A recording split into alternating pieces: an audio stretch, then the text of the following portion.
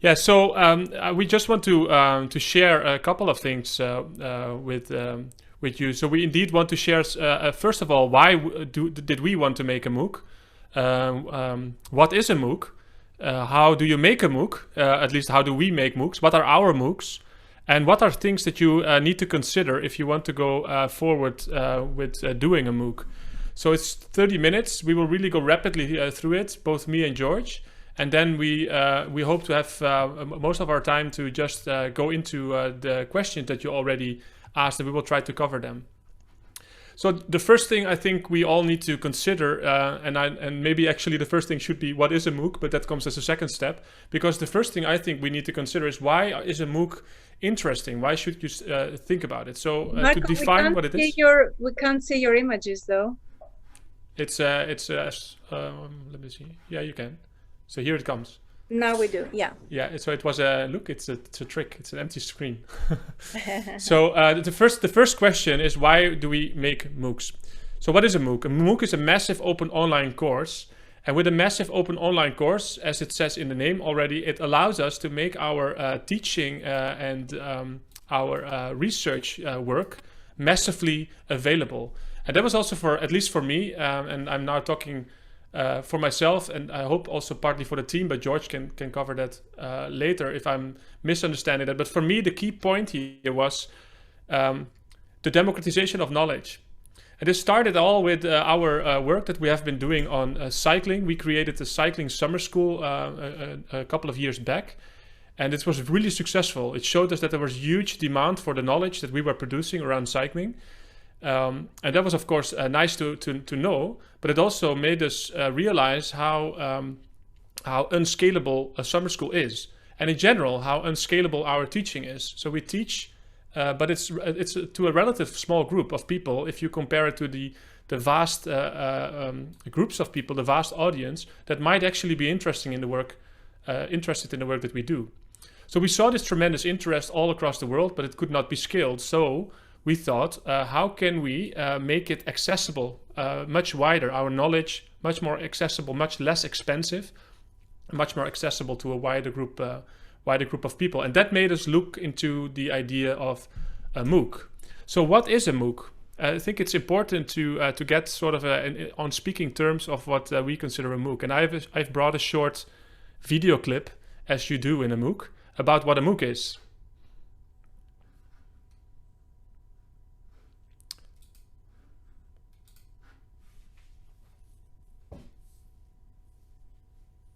The massive open online course is a response to the challenges faced by organizations and distributed disciplines in a time of information overload.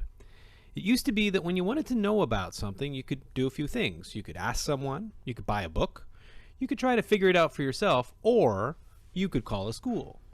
If that school offered the course and the thing you were trying to figure out, you could go there and take it. You could get access to information about a topic. An instructor had combed through journals and books to pull the information together from a library. You might even find others who are also interested in the same things that you are. The MOOC is built for a world where information is everywhere, where a social network obsessed with the same thing that you are is a click away, a digital world. A world where an internet connection gives you access to a staggering amount of information. This video will introduce you to how a massive open online course is one way of learning in a networked world. A MOOC is a course, it's open, it's participatory, it's distributed, and it supports lifelong networked learning.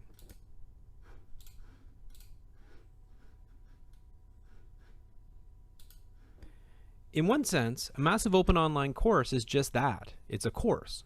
It has facilitators and course materials, it has a start and an end date, it has participants. But a MOOC is not a school. It's not just an online course. It's a way to connect and collaborate while developing digital skills. It's a way of engaging in the learning process that engages what it means to be a student. It is, maybe most importantly, an event around which people who care about a topic can get together and work and talk about it in a structured way. The course is open.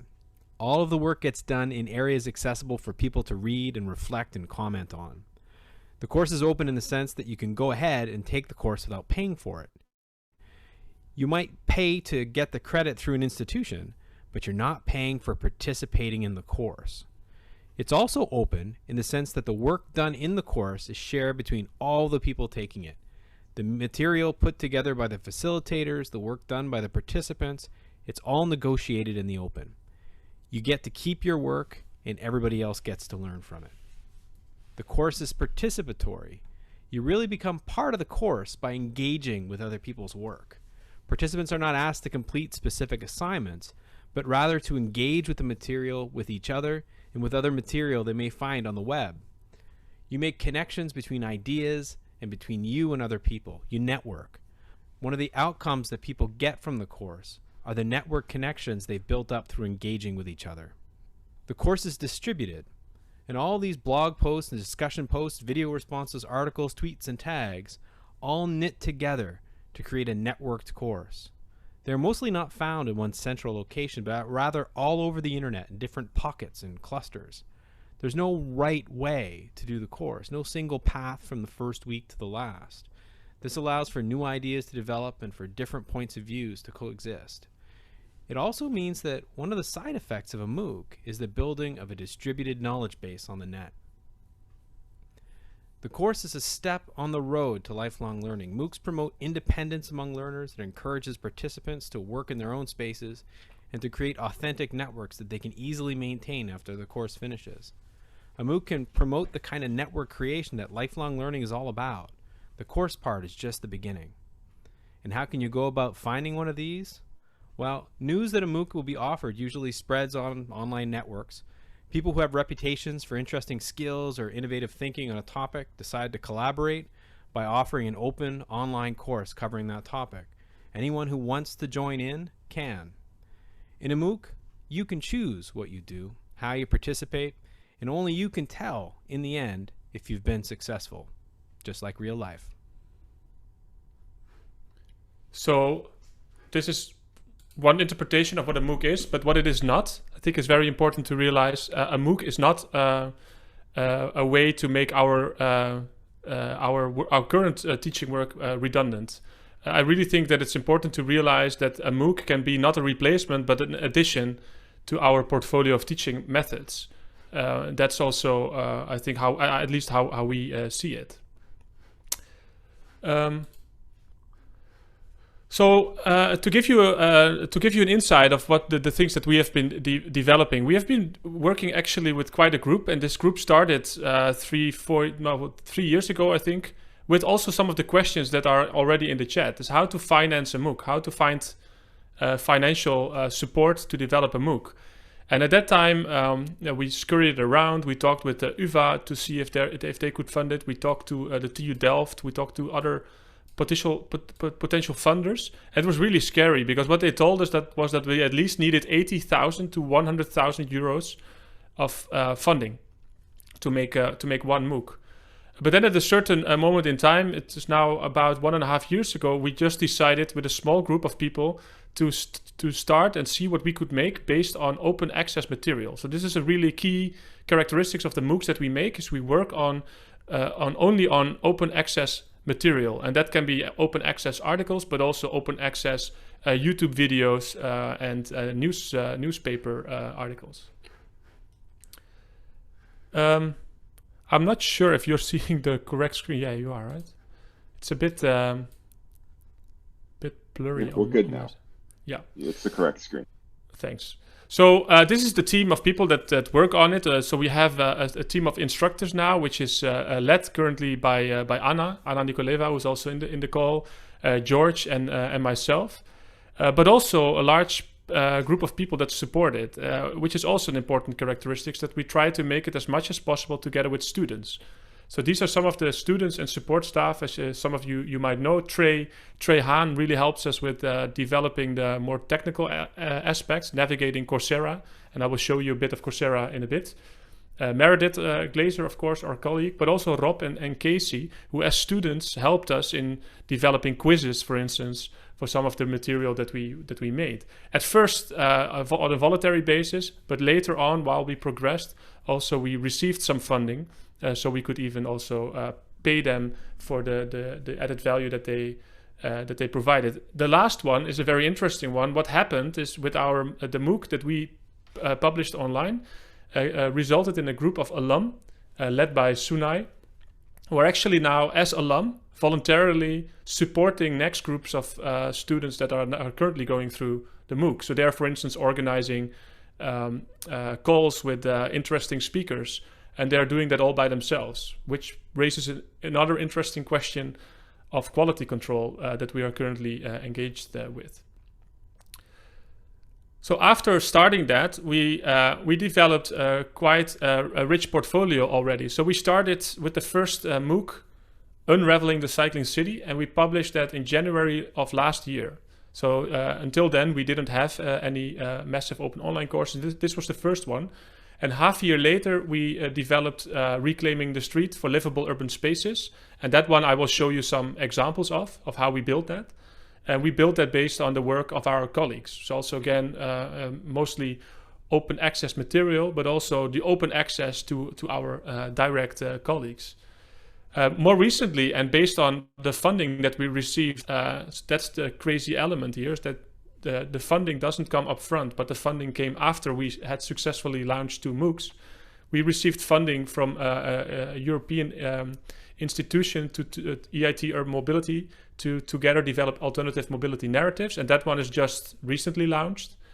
And interestingly, I think also for you to understand is that there have been several spin-offs which now are run as more private consultancy kind of MOOCs. So not on the Coursera platform, but on websites that, for instance, Trey and George host themselves, and which target a completely different audience and different business model.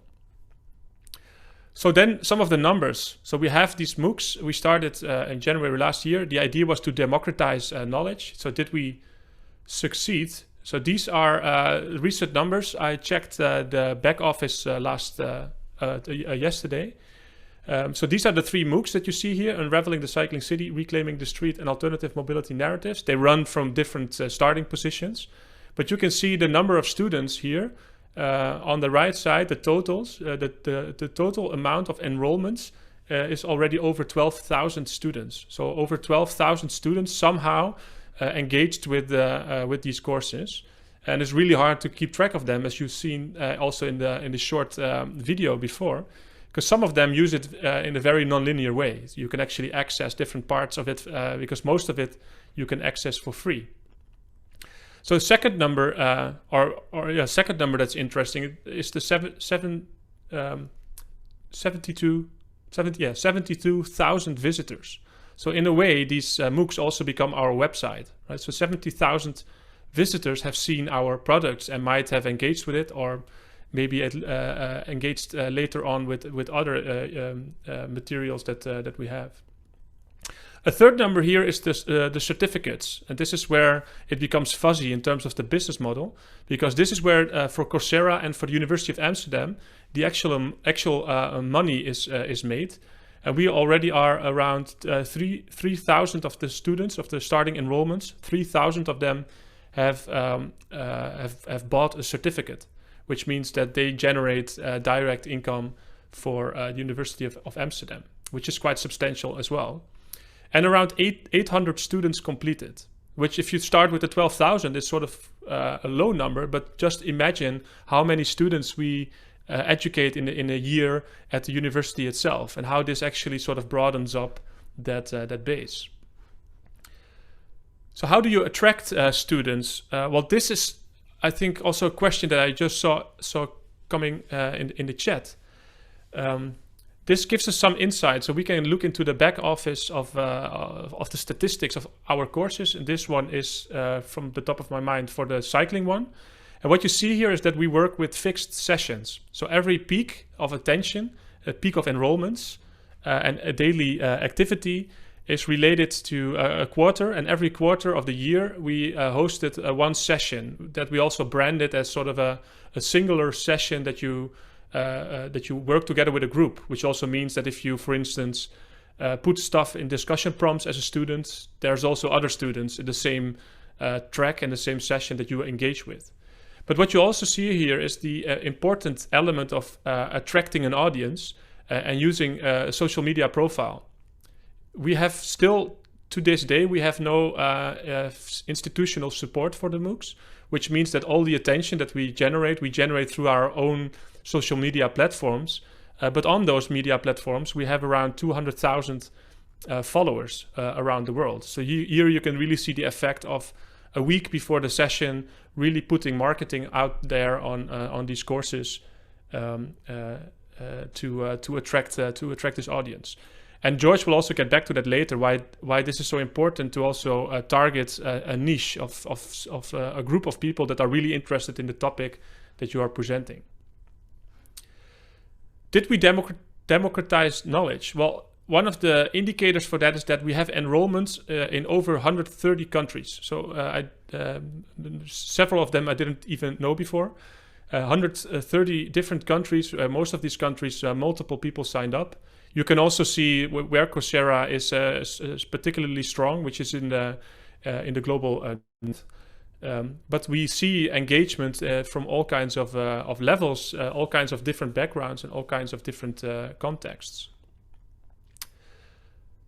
So another thing that I want to point here is that what we are doing is we work based on our own material and material of colleagues and the network that we have.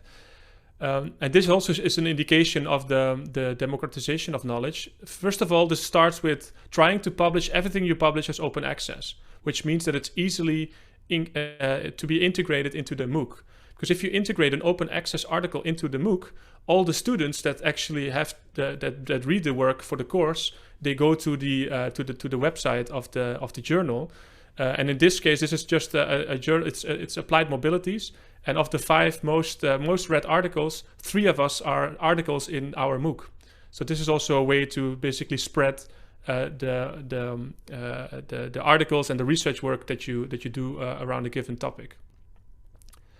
Well, luckily also, even although we made it on without solid funding at the start and without institutional support, still people really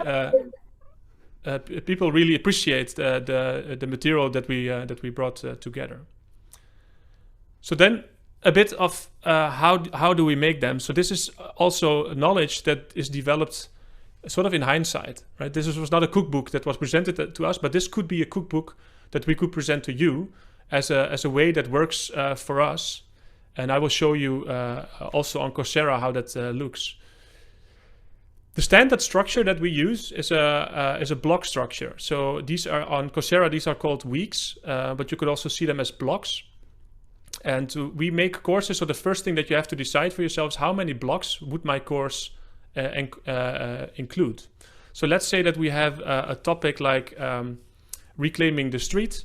The first thing that we need to decide is what are the different topics that would require a dedicated block. And then for each block, you start building it up similar to how you would do it on Canvas. So each block consists again of lessons. And in each of the lessons of the block of the week, each week has, in our case, around 4 lessons. And each of these lessons are basically populated with the core material.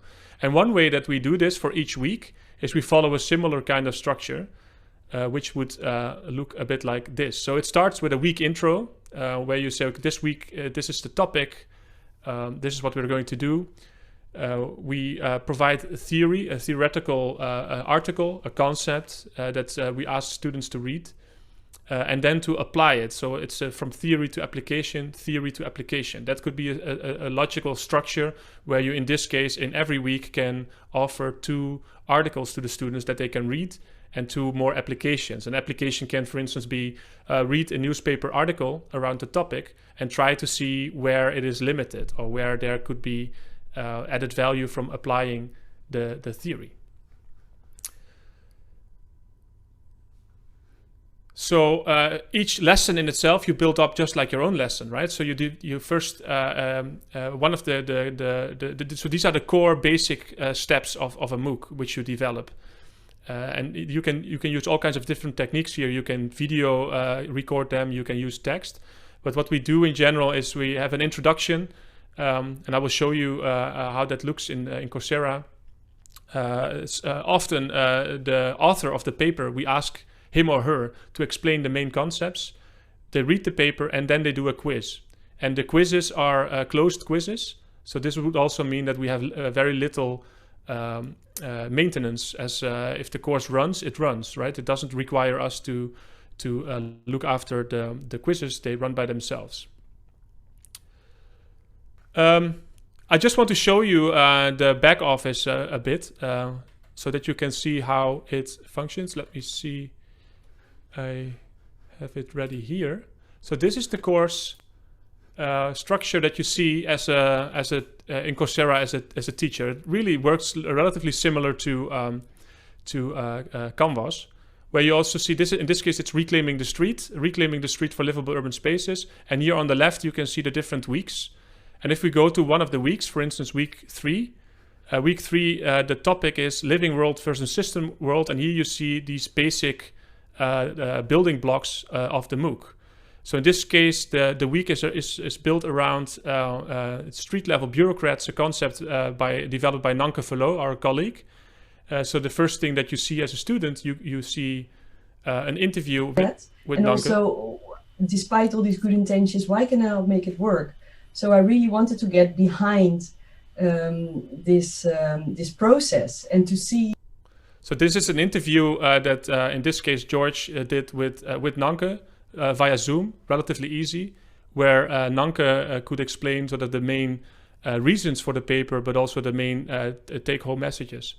One of the cool things of Coursera is that it automatically translates this into text. So for students that want to go quicker, they can read the full interview in text.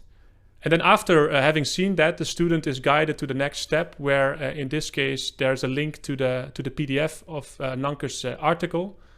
And after reading that, they can go to the quiz. And in the quiz, they can test. They get feedback on the quiz. It's a formative quiz, so they fill it in. They get feedback, and they do this for each of the lessons of this week.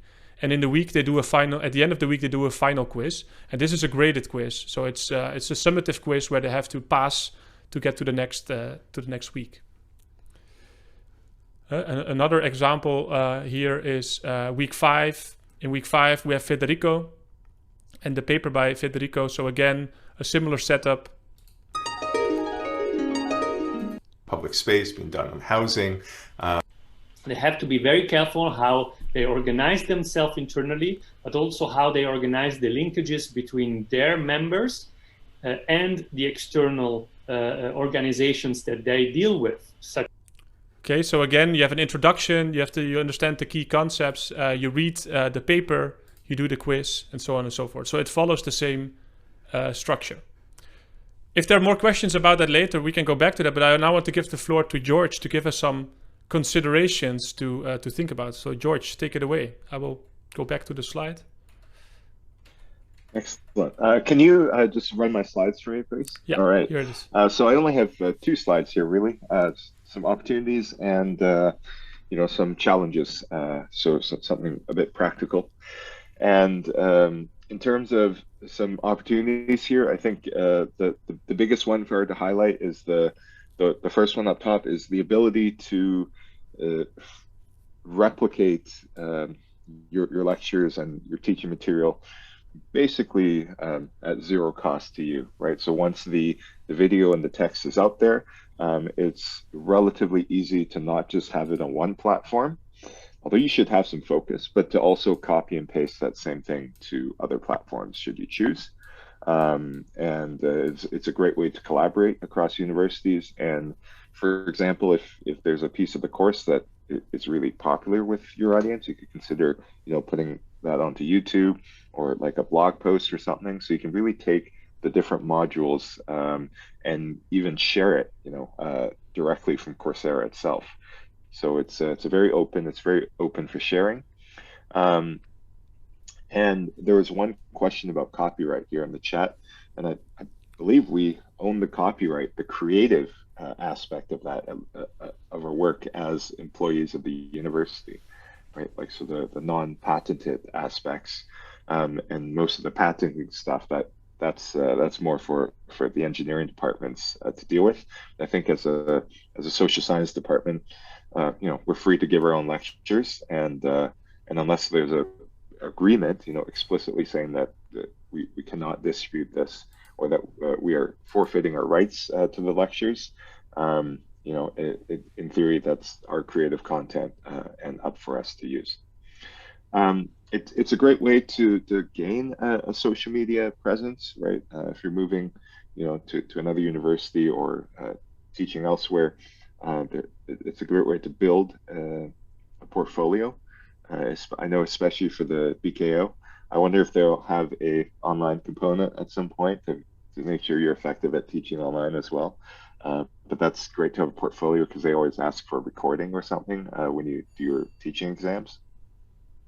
It's a great way to cut down on Zoom fatigue, right? So instead of being live, what we're trying to do with this course is trying to time shift everything, both for us and for the students. So we can record at the time of our choosing, and then the students can view our recordings at the time of their choosing. So it really takes away the arbitrage need of lining up your schedules, and another to step in here, George, if I might. At the same, so you have this asynchronicity, but this week is an example where Anna actually organized also synchronous events. So you can, so this Friday we have, for 2 MOOCs, we have a Zoom session where we invited a live speaker. So there's also this element where you can actually, and I think there's over 100 students now of the current MOOC that signed up to join that session. So that's also new for us, but it's quite, you can also do that. Yeah, and then the point about open access, I responded in the chat here. It's a great way to gain readership on your publications, but if you're not open access, it's hard to get that reflected back into your profile, right? So if people are reading your author's version, then Taylor and Francis and those companies aren't picking up on the extra readership. I think the more you get read, the more it pops up on the algorithm, kind of like Facebook, that kind of stuff. I think the biggest concern I hear from people is like talking to a camera is weird, and it is.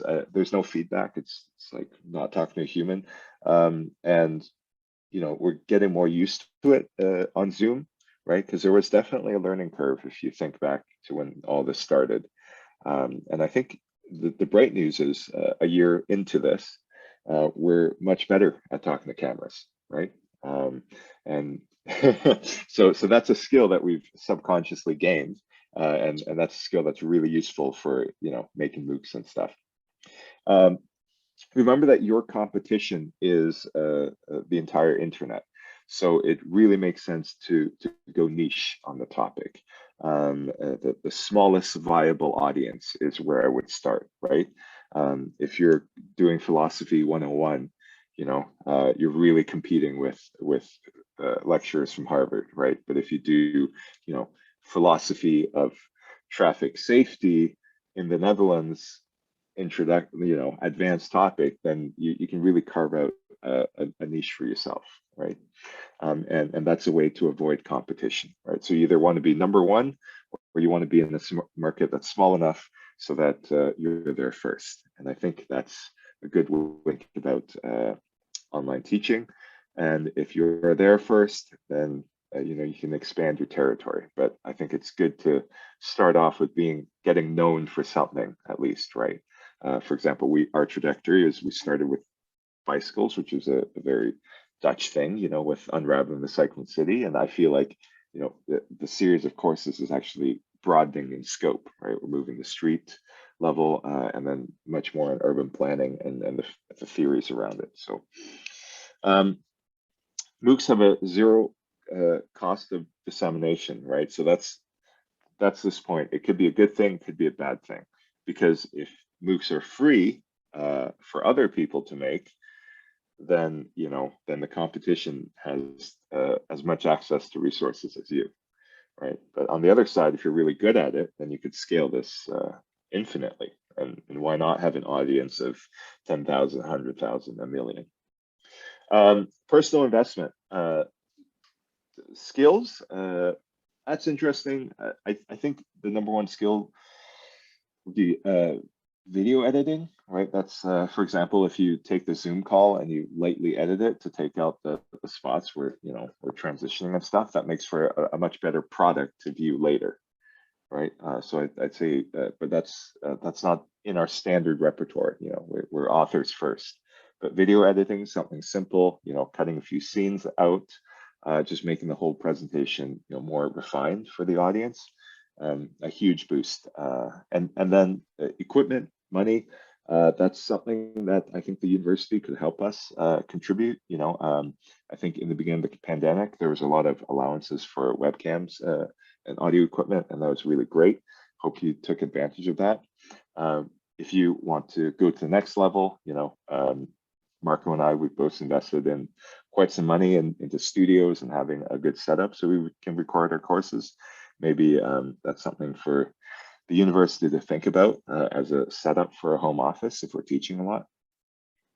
Right, and then there was a question on the chat about how do you know who your audience is? So here it is. The asynchronous format means you don't know who's watching you until you get the statistics. And at that time, it's like they've already went through the course, right? So you're always a bit behind, but as a good thing is that you get quite detailed statistics. You can know where people are watching from around the world, and you can then tailor your course for the next round more towards that audience.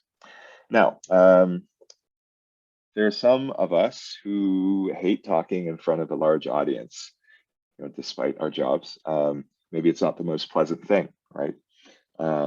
Others may hate talking to a camera even more. There's no feedback from students.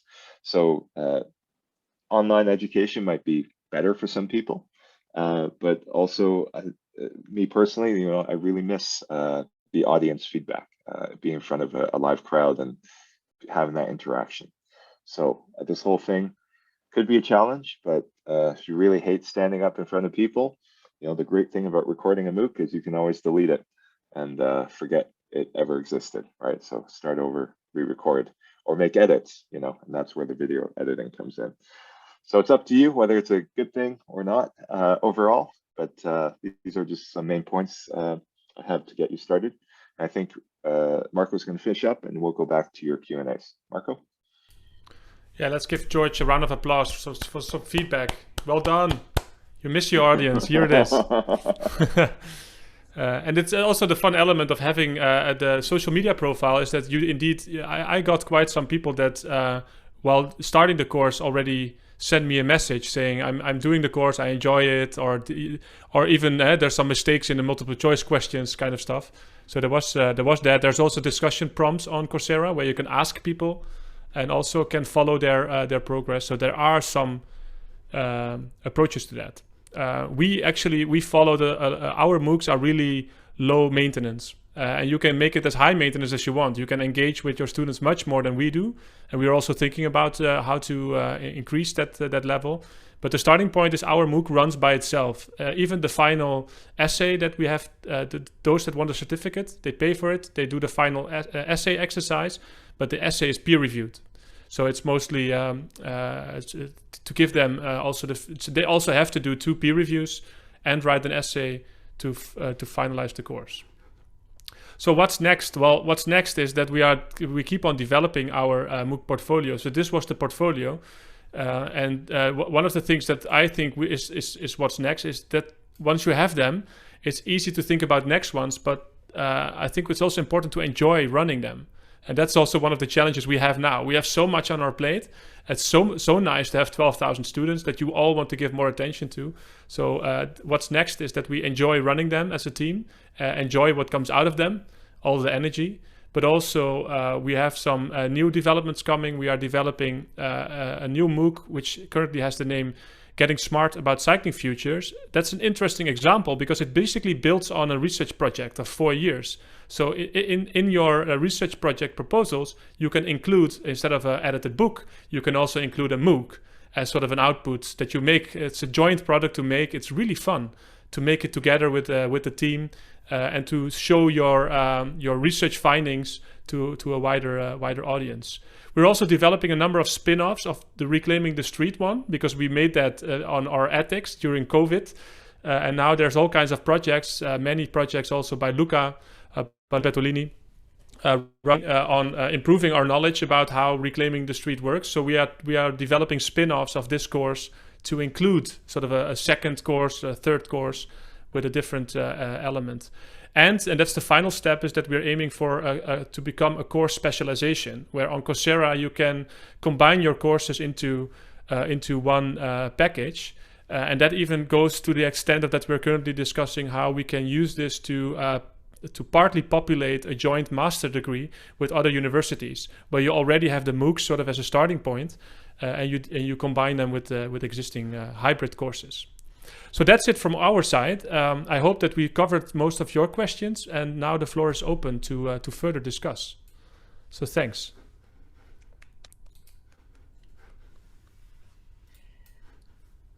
Many thanks, Marco and George, for this very enlightening presentation. Maybe, I don't know if you prefer to answer all the questions in the chat now, or maybe you can take your time and send some brief answers to the group afterwards. That's also a possibility.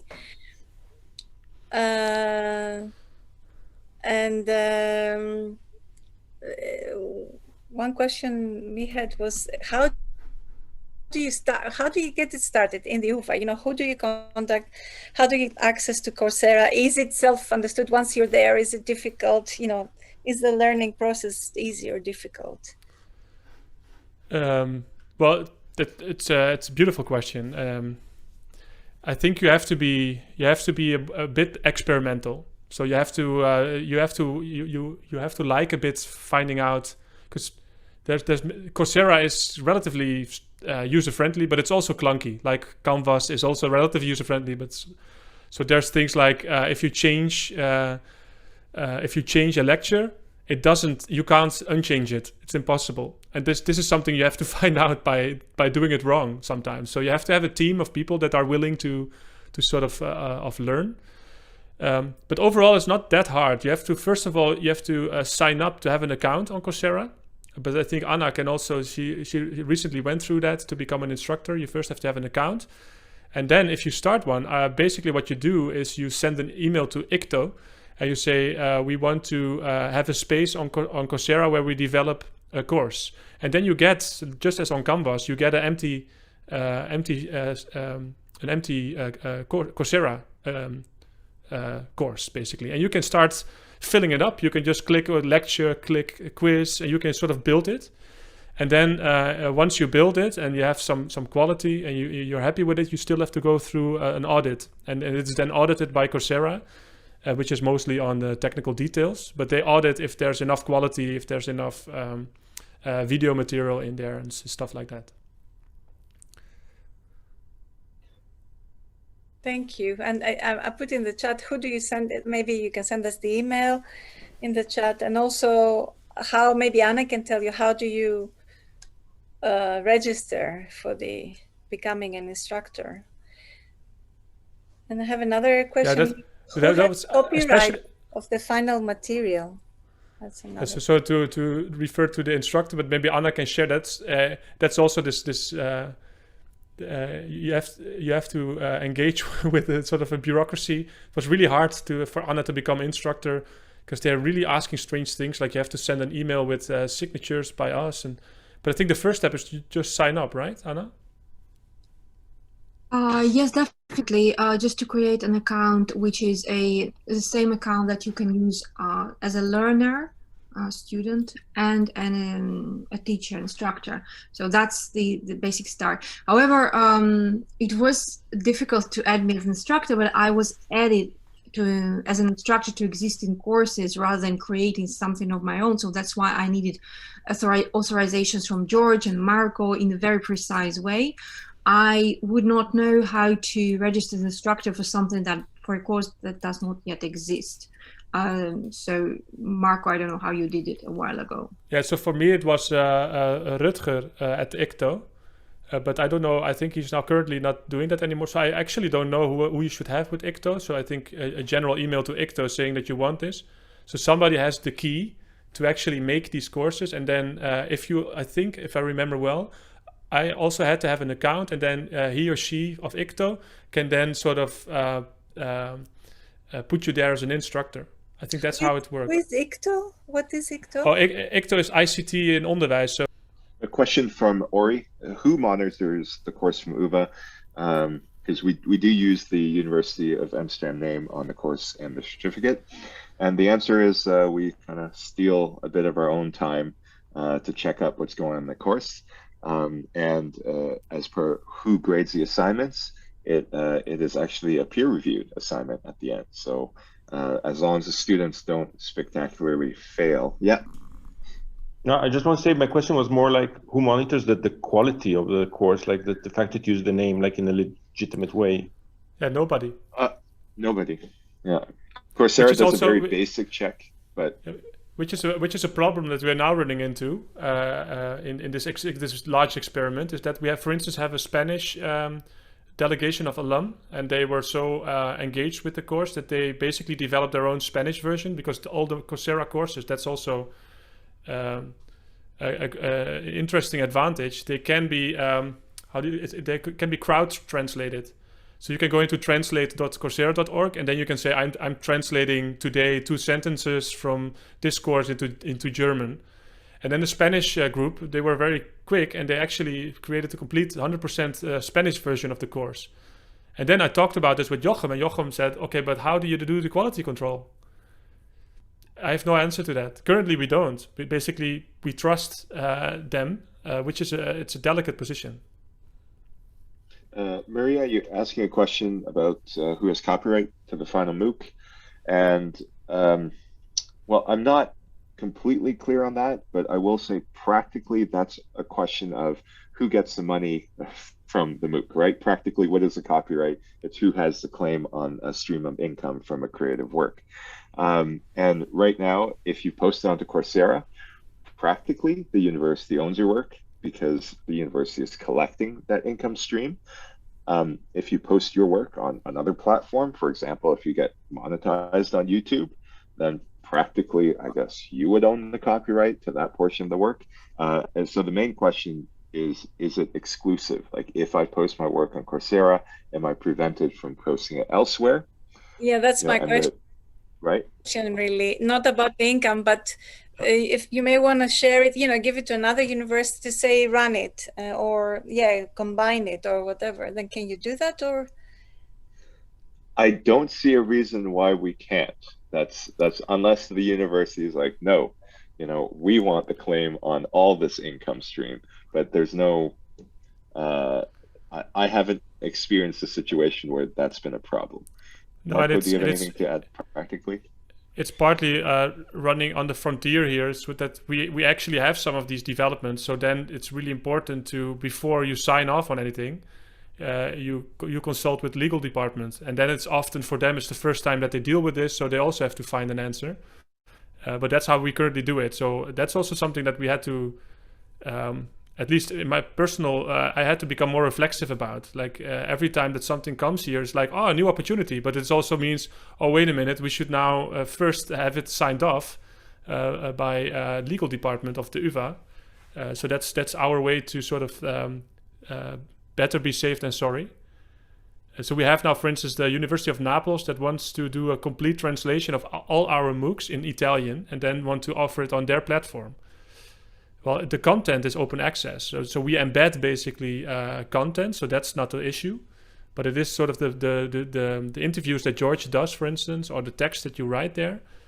It becomes a bit more tricky. I got a hand from Igor.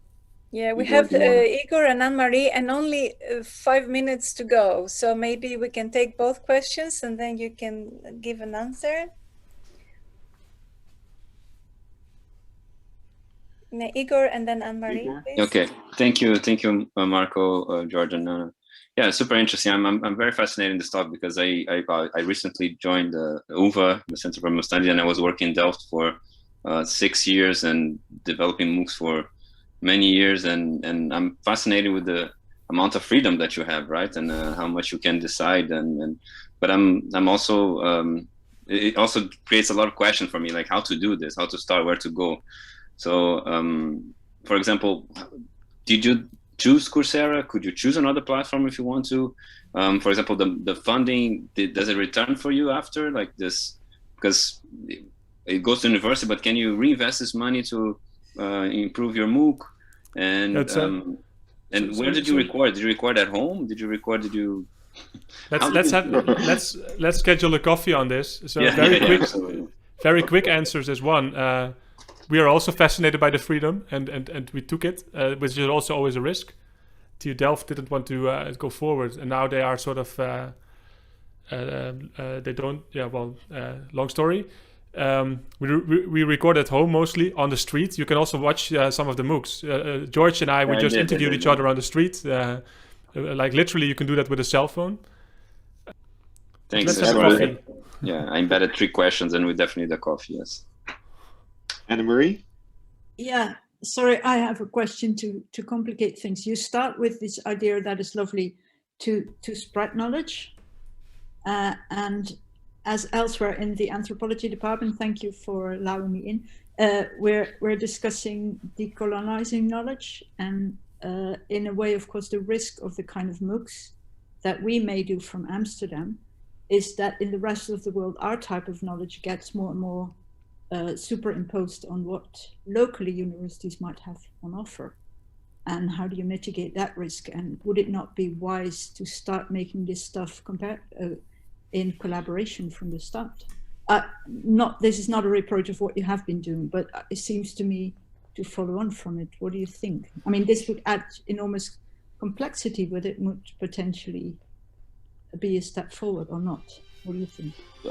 I would argue this is a great opportunity to collaborate. For example, when we go funding at the EU is an example. They're really targeting low income or Southern and Eastern European countries. You know, it's still within Europe. So, but you know, to get funding for some of their schemes, right, regional innovation, then you have to collaborate with one of these countries, and the same requirement we can imagine, you know, being applied to online courses and such. And I would prefer to be able to work with an instructor to make a course, you know, have the option of making courses someone across the world, where the borders often, you know, just to get a visa to meet some of these people in the developing countries, you know, where they don't have bicycle infrastructure, for example, and they're struggling with urban planning, at least it gives us that opportunity to bypass the physical borders, you know, for me to go give a lecture there. But one addition to this is, and that's, we are not there yet, right? So we also pragmatically did what we could do, and this is indeed a clear disadvantage of that route. Ideally, as also in the video, MOOC is not it's not putting knowledge there and to read and to get the certificate. The ideal model is that it's much more co-design every time you run it, which already happens a bit, but not so structured, where we ask basically the students, so bring in the challenges and the things that you see in your own city, in your own way, on the forum. And that's one of the most fascinating elements. It's a forum that's already filled with 700 plus visions and ideas that come from the bottom up. So ideally, I think the MOOC, maybe that's the next challenge for us, but to have a MOOC that is not populated with knowledge, but that people themselves populate with knowledge in different ways, because otherwise you still run the risk of, yes, nice to work with an instructor in Hungary, but then that's not the same as elsewhere. So really having the MOOC as a sort of an open bidirectional or multi-directional knowledge platform, that would be maybe an ultimate goal. A brief example before we close. So on the designing the cycling city course, the final project is a presentation, you know, and the presentation is design a street, bike lane on a street where you live. And some of these students, you know, are from you know, India, Thailand, right, all over the world, and I get to see, you know, what their street looks like, which is so cool, and they get to talk about it, and I learn a ton as the instructor, you know, but who's really instructing who here? Wonderful. I'm afraid it's a pity we have to close. Maybe we'll have a follow-up. Thank you so much, George and Marco, for this wonderful presentation.